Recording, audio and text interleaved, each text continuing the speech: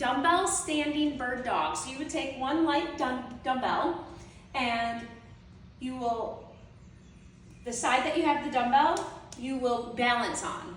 Your other leg is going to come back and your arm is going to come out.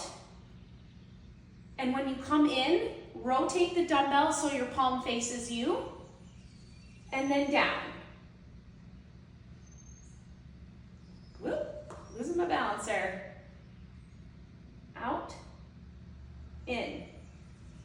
And if you need to, you can use a bench or something to hang on to while you do this.